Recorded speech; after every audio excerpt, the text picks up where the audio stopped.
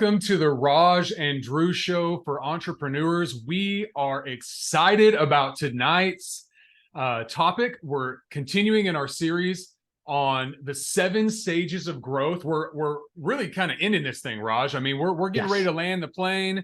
The landing gear's coming out. We're on stage 6. So we're talking about companies with at least 96 employees and up to, 160 employees. So this is exciting. I mean, you are on the map. You're getting noticed now by your competitors. We're going to talk about that in a minute. But stage 6, and we're talking about these stages of growth and really the emotional intelligence that you need in each one of these stages. So it's kind of a layered thing. There are different competencies. Once again, we talked about this before. All of the emotional intelligence competencies are just that. They're competencies. They're skills that you can learn. You can get better. You might not have been born great at building a team or at taking initiative, but you can learn all those things. Now, if you're an entrepreneur, you probably got the initiative one down. I mean, you wouldn't have started a business unless you had that. But maybe at stage 6, you're more successful than you ever thought that you were going to be.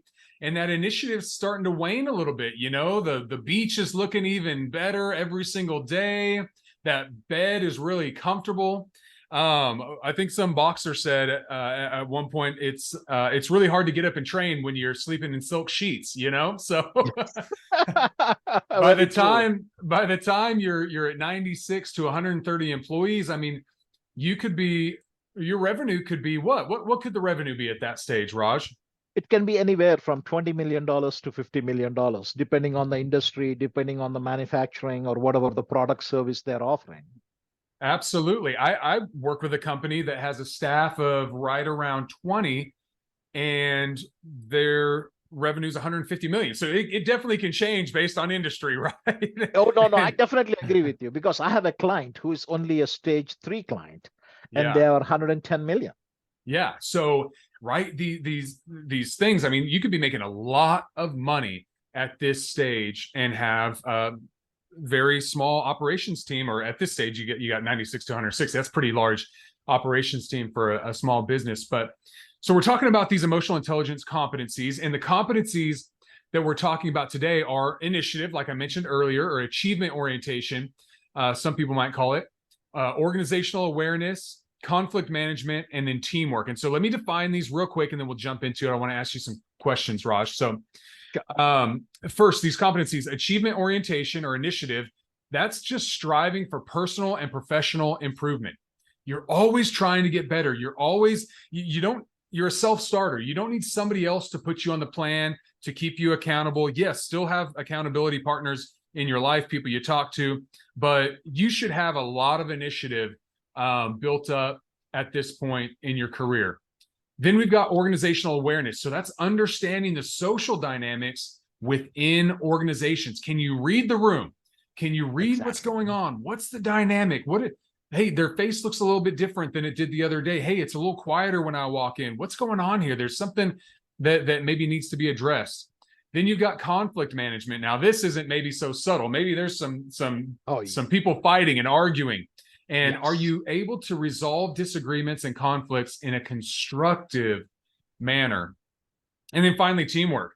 So working effectively with others to achieve common goals. And we're going to kind of break this down, why those competencies are so necessary in this particular stage. And let's jump right into it. I want to talk about, let me find it here, this first non-negotiable rule that you have is, number 1, establish a standardized new staff orientation program at this stage. A standardized new orientation. So you're saying I can't just give them a t-shirt and say, welcome to the team, get out there and go for it? That doesn't work anymore at this point, Raj? You may try to work it out, but you have a lot of inefficiencies in that. That is the biggest challenge. Yeah. But to answer the question, let me give you a few foundational things that would really help from a stage 6 perspective. Okay. The number 1 is, it is called strategic. So what happens is, until stage 5, you are so small, people are not paying attention to you. The competition is not paying attention to you. Some other Hmm. small business might be paying attention to you, but not any of the bigger companies. So you are so focused on what you're doing, what your customers need, and completely internal processes. But once you get to the 96 to 160, basically you are on the radar for your competition. I love So it. you're not only looking at it internally, but you need to be looking at it externally. And you need to be developing strategies around that. And that becomes very good. This is one thing I tell people is if they don't pay attention to their competition at this stage, they can eat you for lunch. Mm. And during the pandemic, one of my customer with 460 employees completely wiped out. I have seen that how it Whoa. has happened. So I was there with them for 5 years. We were talking about change, but they were not implementing it. So I have Ah, seen a stage 6 company there really, really going back and getting into trouble. It was stage 7. In fact, there were 6 when we started and they got into 7. wow. Well, So and you what bring up, happens? Sorry, oh, go ahead. I was going to say, you bring up a good point about really growth and change and implementation. The um, goal setting skill is one skill, but the goal achieving skill is a totally separate skill. And, Yes. just because you sit around and you bring in Raj every year to do a strategic plan, that's great. And maybe you even do the coaching with Raj and you say, you know what, we're going to have Raj come in quarterly and we're going to look at the strategic plan and we're going to talk about it some more and we're going to tweak it and it's going to be in front of everybody. But if you aren't doing the work as the operator in the operation, if your team isn't doing the work, making the necessary changes, there's no amount of information that's going to make you achieve those things. You have to go out and do the work, make the changes. I get that often just from, for me, I'm mainly a content trainer, coach. And from the content side, people want to get their mid-level managers trained, their new supervisors trained. They all need training. They've never been there. They need to get training. And I go, well, really, that your executive team really needs training too. And they go, well, we've already been to all the trainings. We got the certificates on our LinkedIn. We got the badges. We have all the Yes. proof. We have the receipts. We went to the training. We have the degrees. We're good. That's fine. But are you doing what the training taught you to do? And that's Yes. what I'm hearing you say is that you can have great people that love to learn, but if they don't put in the work, and like we've said so many times, the theme of this real series, learn, unlearn, And relearn. relearn. And you've Exactly. got to continue that cycle if you're going to continue to grow. And so I loved what you said there, and I want to make a point about that. So, Drew, just to go back and build on what you just said, what I tell them Mm, is the 30-70 rule. 30% of everything, when you talk about goal setting, you're talking about learning, you're being in a workshop. I give all of that is the knowledge base, and that is 30%. okay. But when you talk about success, is the 70%, which is executing and implementing what you have learned. Yeah. That is what I have looked at some of the researches which Harvard has done, some of the things from some great by Larry Bossidy and Ram Charan, they have done in their execution book. So if I go Mm-hmm. back and summarize all of those things, I came up with a broad category of 30 and 70. 30% of it is learning. That is what you're talking about. When you say on LinkedIn profile or beautiful certificates on the walls of the big C-suite executives, all of them have those things. And that shows that I have the knowledge, Yeah. but it doesn't tell me that I know how to execute on that. And that is where the difference comes. Yeah. And I don't want to get ahead of us here, but we've discussed maybe doing a series on execution because I think Yes. it's so needed in the marketplace. We have all these principles, and I think a lot of it comes down to discipline. You have to discipline yourself to do the things that maybe don't come easy to you or the things that you don't like to do. And yeah, I love that 30-70. So there's a Yeah. sneak peek for future podcast episodes. We're going to talk about execution and some of the best research out there, some of the best books. We'll bring them up. We'll talk about them. But today we're talking about this strategic phase that you're in. We talked about you got to get that new staff orientation program going. You've got to get a system. So let me ask this. Do you need to hire an internal HR person? Has that already happened at this point? Yes. Okay. So what happens is when you have between 96 and 160 employees, you have about 6 to 8 executives or senior leaders. Okay. And you have between 17 and 25, 26 managers. So when you have the 6 to 8 executives, basically these are all head of different functions because now the company has grown so much, right? I have a full-blown HR team, or I have a full-blown operations team. I have a sales and marketing team. I have product development, depending on the business where they are. And now what happens is you're forming into specialized groups. So to your point of standardized new staff orientation, what Yeah. happens is the departments are very good in training people for their department culture. Like if I'm an HR person, they teach very good the HR part of it. If I'm an operation person, they're very good in teaching the operation because that's what they do. But Yeah. when you have a standard process, that is where you need to bring in the company culture. You need to bring in the values, bringing in all the accountabilities for things. So you need to understand the vision, mission, values, accountabilities, norms. The whole culture piece has to be completely similar across each department. And that is the reason why this plays a big role. When people are coming in, they spend a day, half a day, whatever the time is, and they understand the company culture first. And once they're comfortable with that, then it can go back and work with the departments to learn the department side of it. That's the reason why that is so big, because you have at least 6 to 8 departments there.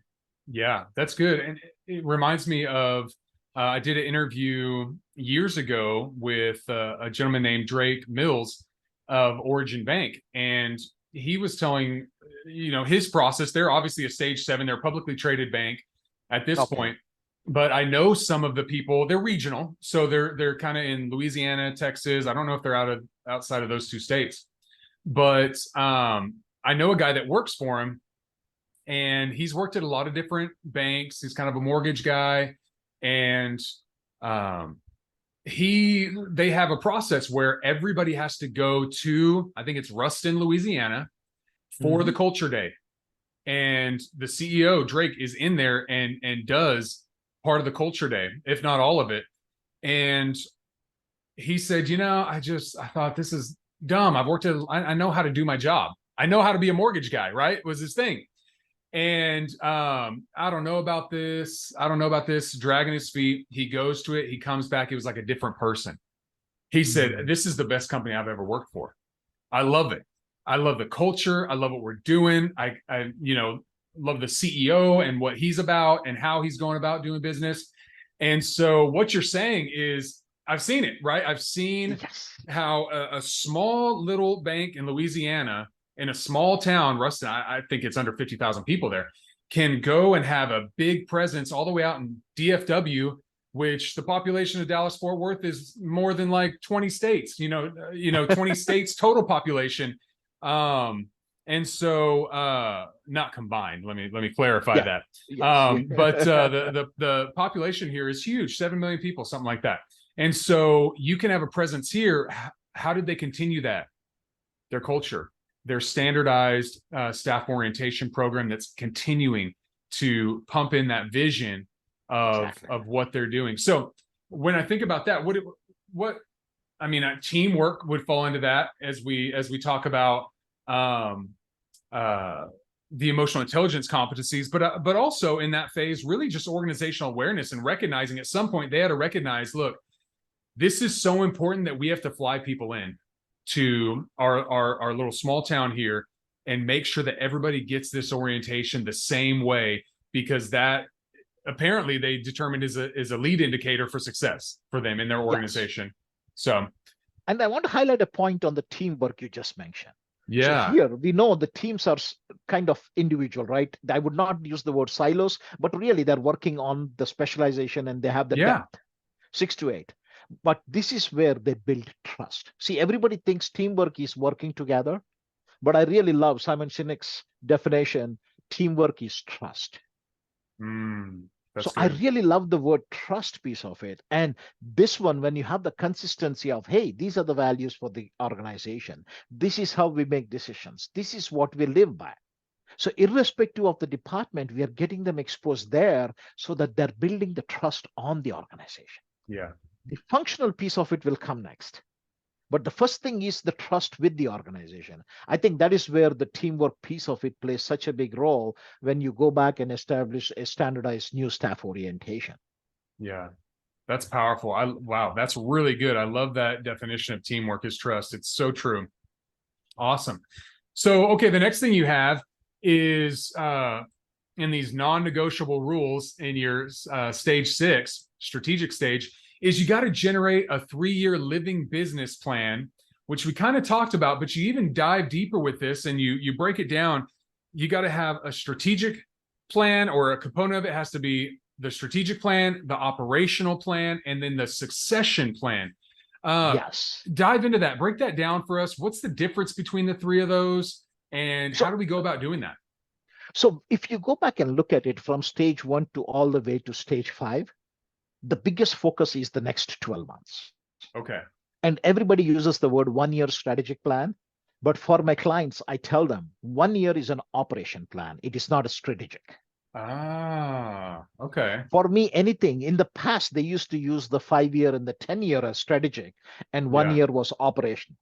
Okay. Now, with the VUCA environment and everything that is happening, people are reducing that 5 to 10 years to 3 years. Even I strongly recommend a 3-year plan, because it has to be a living document. Yes. And that is where the fast goals coming. Whenever you hear of living document, think of fast goals. Yeah. And that is what it is. So whenever people talk about 1-year strategic plan, I tell them, think of it as an operating plan. Okay. And now in the operating plan, you have budgets. So every department gets a budget to work with, the number of employees, the dollar amount they can spend, the initiatives they can do. All of that is decided in the 1-year operating plan. And the 3-year plan really helps them to go back and say, yes, how are my clients changing? What is the environment? What is my competition doing? Do I need to come up with new products? Do I need to come up with new services? Do I need to go back and do something new with the geographic locations where we are? A lot of that pieces come into the 3-year strategic plan. And that is what a lot of people focus on. If you look at it, 3-year plan, and say, you know what, I'm going to go back and increase my sales by 5%. I'm going to push hard and hire 10 more percent, and I want to go and be available in 3 other geographic locations. That is more of an organic extension of your operation plan. It is really not strategic. Okay. But if you go back and look at it and say, hey, who is going to be my customer 3 to 5 years from today? What are the changes that are happening? I'll give you a simple example in the construction industry. A lot of people would not go back and understand 3D printing for building homes, right? No. Yeah, but if you go back and look at Australia right now, I have a client there, and they're really dominating the market in some areas with their 3D printing. They can go back and build a 10-story, pour concrete for a 10-story building overnight. Whoa. So that is what the uniqueness is. So now if I'm strategic, I have to think about and say, if this is where it's coming, how do I prepare for this? How do I plan for this? Yeah. So if you're a chemical construction company, they need to go back and say, do I need to get into the concrete business, or what do I need to do strategically to leverage this? Yeah. And how will that affect my business? Or no, it has a lot of after effects on all the construction industry, from interiors, from chemicals, from flooring, from false roofing. All of these things will be behaving very differently. Yeah, absolutely. And those are the kind of things that has to be done and looked at it. So for this industry, they spend 3 hours and 3 years plan, and now they're going back and doing a lot of research and say, if 3D printing becomes the norm, how is the market dynamic changing, and do my products meet those needs? Yeah. And if they don't meet, what do I need to do from a research perspective? What do I need to do from a product development perspective? And that is the kind of the strategic planning we are talking about here. It is not about extension of this product or this service, getting 3% here, 5% there. Fundamentally looking at the business in a very, very different way. That is the strategic piece of it. That's good. Really, really forecasting what you think is going to happen in the market, and making some strategic bets on that. So how about succession planning? You know, I always think about, from a leadership perspective, thinking about who's going to fill your spot, you know, who's gonna take your spot. What are you thinking when you put that? So the succession planning is, there are two ones. One is basically, are we developing the talent as we are growing and expanding? Okay. But the biggest part of it is, as and when we are thinking about our 3-year and 5-year innovation goals, do we have the right skills in house? That is the Mm, other piece of it. Succession planning is not about, you know what, if this vice president resigns or moves on, I have another person. That is one aspect of it. But the okay. second aspect of it is, hey, these are the three markets and the three products we need to develop. Do we have in-house somebody who can go back and live up to that? Or should we go back and train people, or should we hire people? Like if you look at the market today, right? ChatGPT, AI, ML, all of these things are big. So every single customer has to be thinking and saying, I don't have this. How can I recruit somebody? Or if nobody's available in the market, how do I go back and get somebody trained so that in the next 3 to 6 months, I am not left behind? Yeah. That is the kind of a thing we need to bring in the succession planning piece of it. Yeah. Or another option would be like a manufacturing company I'm working with. They make these components, and one of their vendors, one of their providers of a piece of their final component that they sold, they bought them, right? They ended up buying that company because they did a lot of business with them, and so the idea of, hey, this is an extension of us, so you could buy the skills, essentially, is what I'm saying. That's another Yes. option, right? No, no, again, see, remember, it is a growing organization, right? Some Mm-hmm. people have so much of profitability and gross margins that they can buy. But if Yeah. they don't make some basically razor thin margins, then you can't afford those people. So you need to train somebody. So it Yeah. is always, there's some people who are very, very good in training people, and that is their skill. They'll go back and do that. Okay. So one of the biggest example I know, it is not a stage 6 company, but it is a multi-billion-dollar company, is Genpact, because the CEO was my boss, and I know what they have done to grow the business in India first. Okay. And I said, hey, the competition is coming and hiring your people, and they're paying them 50% hikes, 100% hike. They said, hey, show me your paycheck for last year, I will double it. So they could do it. But if this company, Genpact, was kept on hiring people and really matching that, eventually they'll become so heavy on the salaries. They Yeah. don't have enough margins. So what they said was, you know what? I have so many people, I can become a training machine. So they went to the HR team, created a process, and they brought people in. And within 4 weeks, 6 weeks, 8 weeks, they could train them as good as somebody was working there for 2 to 3 years. That's good. So that is where you need to look at it and understand your profitability. And that is the reason why the strategic becomes very important.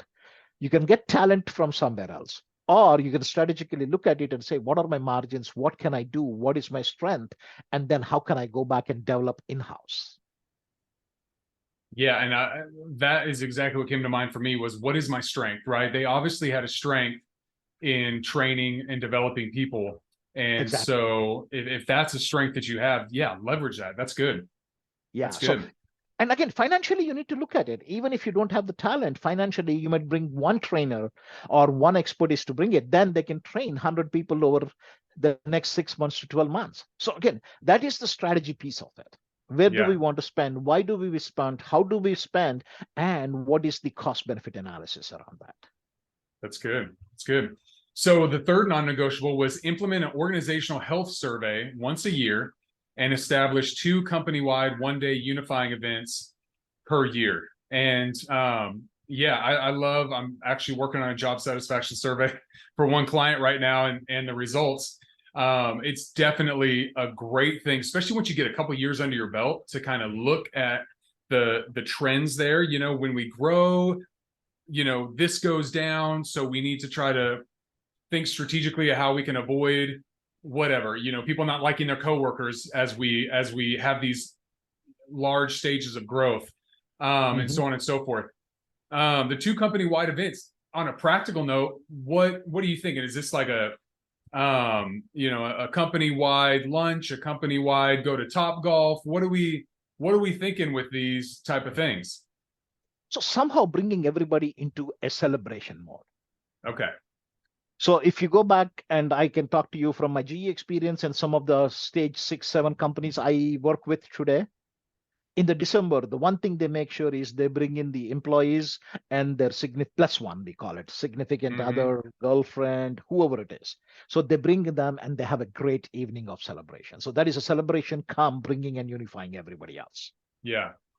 And then they have more of a quarterly or half yearly where the departments meet by themselves. Okay. So that is one way of doing it. And then the Mm-hmm. leadership team might be meeting 4 times a year because they want to look at the strategy. They want to look at everything else and say how things are moving. So depending on the culture of the company, size of the company, one will be where everybody's there Yeah.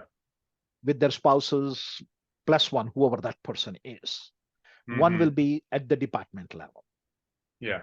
One can be on the strategy level. But the two things are department level and the company wide are something I have seen significantly done across the small and medium sized businesses. Well, yeah, and there's research to back it up. I did a whole training on relationships in the workplace, and seeing your coworkers in a different capacity. It might be with their spouse or significant other, their plus one, whatever it is. It might be seeing them at top golf, and you realize, wow, they're really good at golf, and you have a conversation about that. I didn't realize you like golf. Or it might be at lunch and you talk a different conversation outside of the work environment, and that helps solidify those relationships. It helps with teamwork and connecting on kind of multiple levels of connection, which when we talk about teamwork and trust, you might trust a person more when you see that, hey, they have kids like me, they have a young family like me, or we're in the same stage of life. So you can just kind of relate to them better on that level. So that's great. That's powerful. Drew, one of the Christmas parties at GE, when I was working for GE, I met somebody who became my mentor for the next 4 years, just to give you an idea. And he helped me to significantly, he became the champion for me. Oh, I would have wow. never met him because he was from a different division. And we met there, we spent quite some time, and we got along very well. The spouses got along very well and started developing the relationship and stuff. And then I said, hey, can we meet after the session? He said, I would love to. And then we met. And then I said, I'm looking for a mentor. He said, Raj, I would love to be your mentor. And he was there for almost 5 years for me. Wow. So that is That's what good. happens there. That's good. Yeah. So look for your mentors at your next business networking event. And then if you go talk about the organizational survey, right? See, most of the companies do the surveys, but they really don't do much after that with the information. So this is something I want to give because I ran a lot. I was responsible for this NPS, Net Promoter Score, which is kind of an organizational survey for GE Capital for a couple of years. So I am very familiar with it. Yeah. And what you need to do is make sure there is action taken and communicated. Yeah. So I love to go back and have these groups where the department data is there. They go back and share some information with the departments in the department meetings. And the CEO or the head of HR or who is responsible talking about some of those things as part of the distribution on the all employee meet. Yeah. So it can be either or, but that communication becomes expertise. The reason people don't like and they don't fill it up is because they're tired of writing and providing feedback and nothing happens. People who have done it very well, they get almost 90-95% participation. Yeah. And basically they are very, very excited, looking forward to it. Like a client of mine, when we did this first time, I think it was 2016 or 17, we did that. We had over 50-55% participation, which is very less for an all employees, right? You expect everybody to do it. And their biggest question was, hey, we don't feel comfortable and you'll maintain the confidentiality of it. So all of this has to be very candid. They were worried about that piece of it. Yeah. So the next year we communicated very, very well and said it is going to be a third party. So everything was being handled by a third party. So they got a little more comfortable. The next year they came up to 70-75%. And the biggest part of it, that time I was involved, and we made sure there was at least one communication every month sent. It can be an email, it can be a status update or employee meeting. Yeah. And then the next year after that, they started seeing the results. They were starting seeing projects being implemented, initiatives being launched, and now they're consistently getting about 90+% participation. So it took them There you 3 go. years to get there.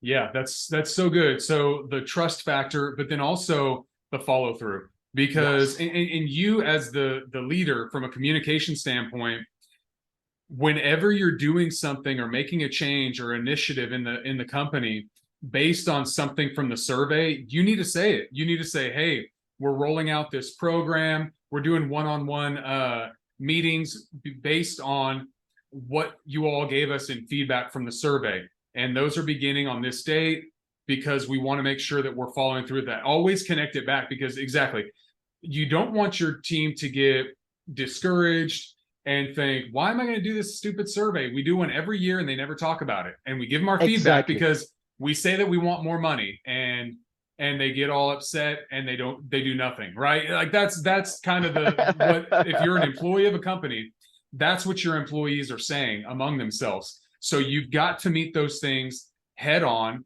and say, hey, here's what we're doing. Here's how we're making changes. Here's where we're doing an analysis of the pay in this field in everybody's job, and we're finding out what it is, and we want to make sure that we're competitive. Whatever the case is, you've got to do something about it. You've got to take action. And yeah, powerful. It's power. I would say if you're not going to take action, don't even do the survey. If Yes, you I agree just with that. want it, just to read it, talk about it, and dismiss it and say, oh, they're just, oh, they need to have better attitudes, don't even do the survey, because it's going to Yes. do more harm than good. But change your mind about it and do the survey, and it'll be really good for you. So number 4 is we've got to push financial reporting down one level throughout the company. So when you talk about that, when I'm in stage 5, kind of set the stage. Financial reporting, is that mainly just happening at the executive level, and then the accounting department, obviously they're doing all kinds of financial stuff, but every other department, maybe at the mid-level manager level, they aren't involved, and you're saying now in stage 6, get them involved. Is that what I'm hearing? Yeah, see, most of the time when you are an entrepreneur and you're growing your business, you have top 2 or 3 people who know the numbers. Okay. They're, for some reason, they're putting the numbers closer to their chest. But when you come to a stage 5 and 6, especially 6, because now you have departments, you have functions, and you have a total of approximately, I told you, right, between 6 to 8 executives and 17 to 26 managers. So the managers, if they don't know the budget, if they don't know what the goals are and where we are spending, why we are spending, how we are spending, they can't really help you. Yeah. So this is a time where the transparency, at least to your manager level, you want the chief executive, then you want the top executives and their manager level.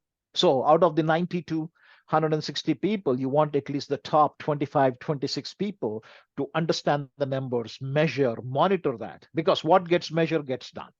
Yeah. If I say I have a budget of 200,000, and if I don't know what I'm spending, how to do that, what to do that, I don't know if I'm doing, or I'll be wasting a time every time I need $500 or $1,000. I waste time going through the bureaucracy of approval. Yeah. But here, if I have the budget and say, okay, Raj, you have 200,000 and you plan it accordingly. And if you need beyond that piece of it, then come back to us. Now I have the responsibility. I have been trained to use it right. And I'll use my 200,000 basically the right way so that I can accomplish the goals. Yeah. Well, I can see how that would build trust in your team. Exactly. When you said teamwork is trust, we're talking about emotional intelligence competencies, teamwork. You're building that trust because you're saying, I trust that you will use this information wisely. I trust that you Exactly. can be trusted with that. And so much of my training, when I talk about trust, is that if you want to build trust with your team, extend it to them first. And Yes. when you trust your team from a business owner, executive level, when you trust your team and you extend trust to them, it's empowering. It empowers them, and they feel like, wow, okay, like this is a responsibility.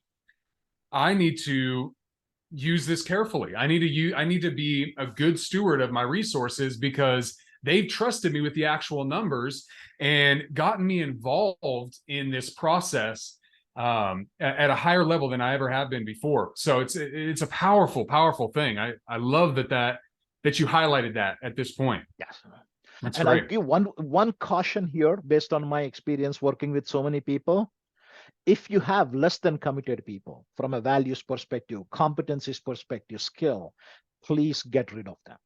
Because that whole leg of at the manager level or the executive level, if they are less than committed, then that whole group can become average or below average, and you'll see a lot of efficiencies. So you'll see people not trusting the company, and people who are really in that chain who are motivated to do well, they will be demotivated. So that is one thing I have noticed, because the company grows through so many stages. Sometimes some people might not be ready to come up to that level, and at Yeah. 6 and 7 that shows up a lot. So one of the things is, don't keep less than committed employees. And when I say here, especially managers and executives, that's, I have seen firsthand how it can destroy the company, destroy the departments. Yeah. Because you don't want to, that's when we talk about conflict, that's going to bring up a lot of conflicts, because Exactly. when the individual operator understands the organization better than their manager or the executive that leads their entire department, there's going to be conflict. They're constantly going to be frustrated, pointing the finger. Why don't they know this information? Why do they just come to me and then parrot back whatever I say and not give me any credit, right? and so they're going to be demotivated. There's going to be conflict. So you have to be able to resolve those conflicts. And then part of that is addressing the problem that is the source of the conflict during those times. And that might be that a person who was great for you in the early days is no longer, doesn't have the capacity at these larger stages. And you got to say, I love what we had. It was great. It was awesome. Stage 1, you were my rock during that time, but that's not the function in the organization anymore. And so have you had to deal with that? How do you, a CEO that maybe had their right-hand person that wasn't able to make the leap, you know, they were with them stage 1 and 2, but they have to get rid of them at stage 6 or 7, 5 or 6. Have you ever helped somebody navigate through that? How do you do that? It's one of the toughest decisions a CEO and the entrepreneur has to make. I can talk 15 different examples from there, because we could see that. So one of the example I'm going to give you is somebody almost like 30 years experience in the industry and everything else. He was the right-hand person, grew the business from basically stage 2 all the way to stage 7. But after that, they were stuck. And for the next 3 to 4 years, they were not growing, because this person grew to a very, very responsible of chief operating officer. All the operations were responsible for this person. Yeah. And he was not changing. He was not doing anything else. And we tried coaching, we tried different things, but it is almost like a fixed mindset. I know I have been doing this. I don't want to change. It has worked very well for so many years. Yeah. And then it was a tough decision. They gave him a very good package. So the CEO did the right thing. Basically, he said, hey, it is time for us to move on. I will give you 1 year of your salary. Please go back, take the time, find something that you want to do, but we are going to replace your role.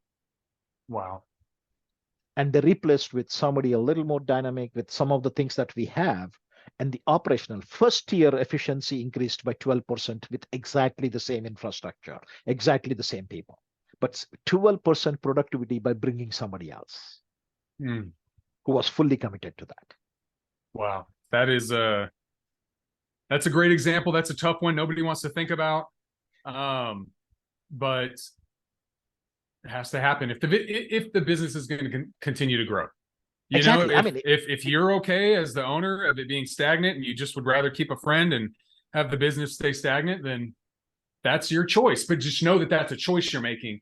You're not forced to do that. There are other options.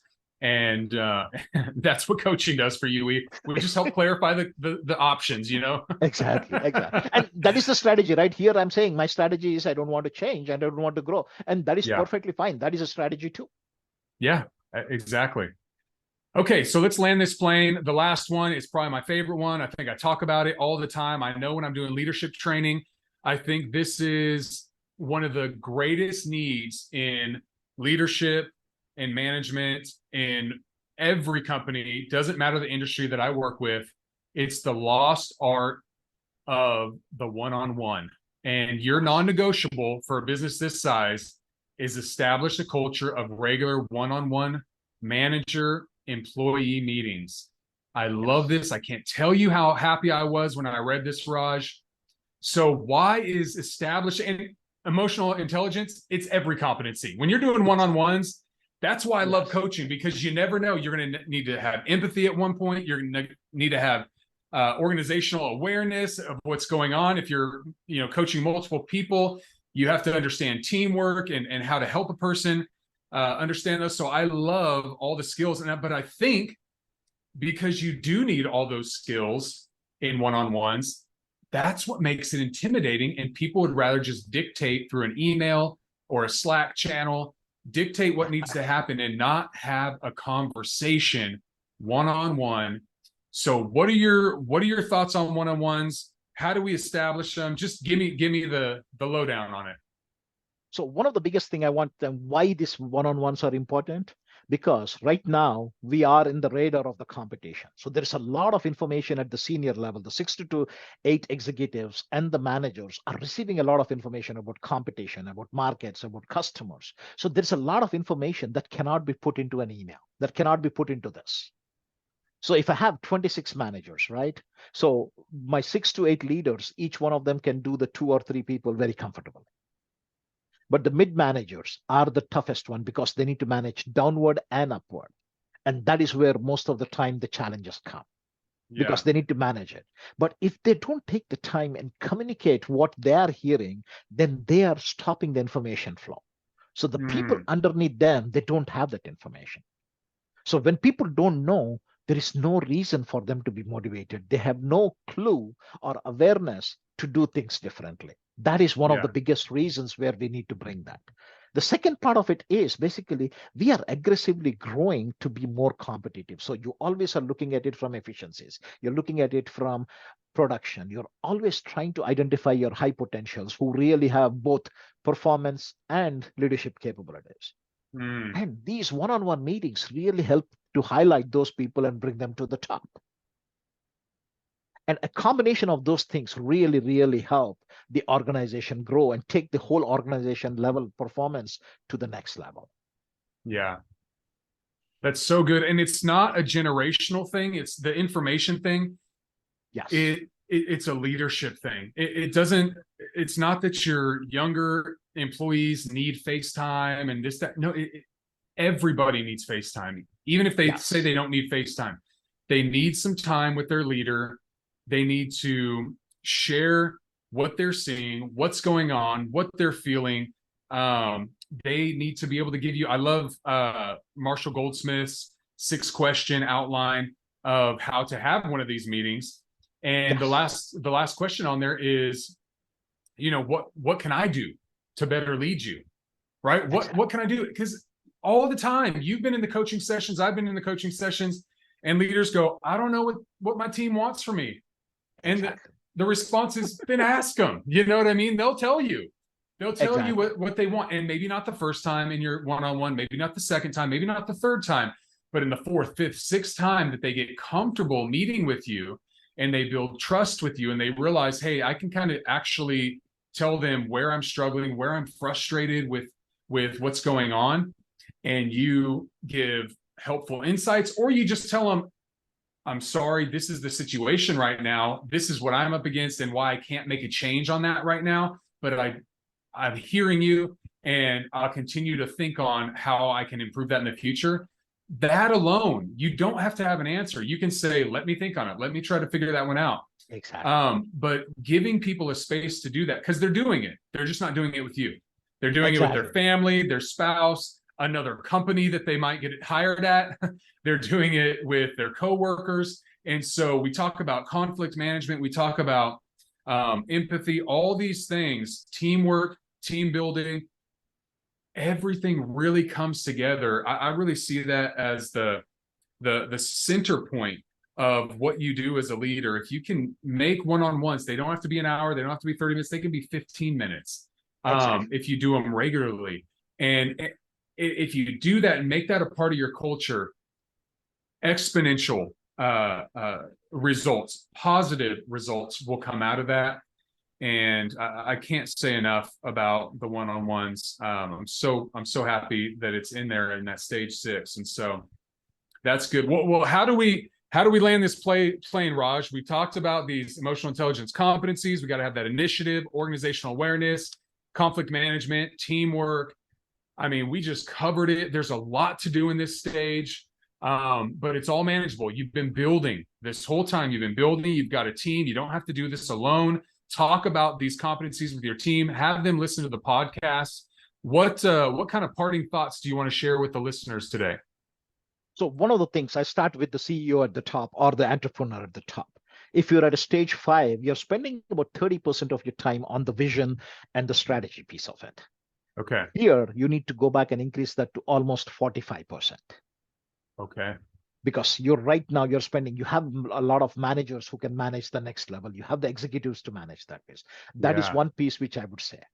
The second piece of it, really getting the right metrics, the data and the measurement from a financial perspective, and the KPIs piece of it, whatever you call it. You can call it OKRs, you can call it KPIs, you can call whatever it is.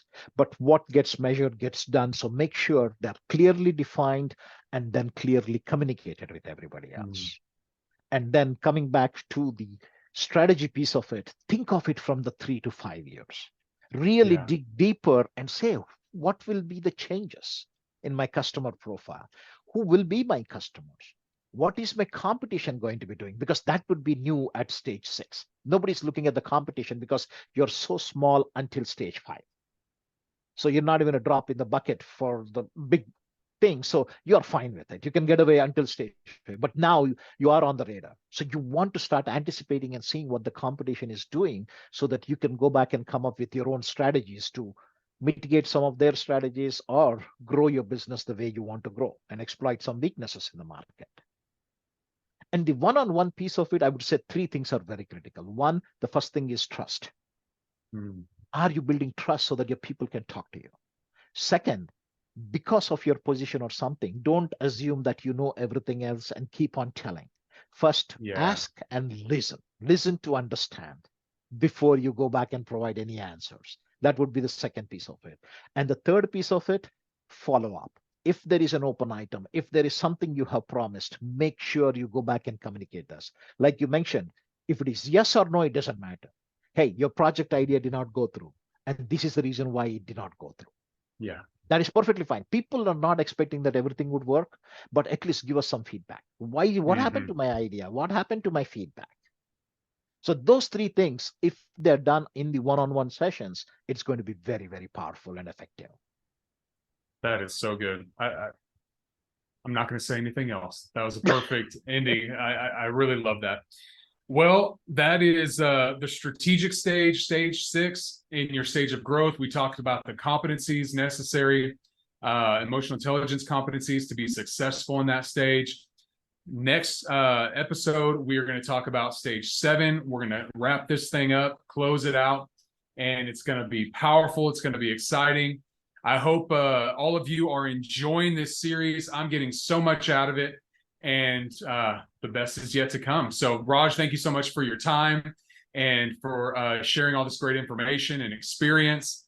I'll see you on the next one. Thank you, Drew. It was a pleasure.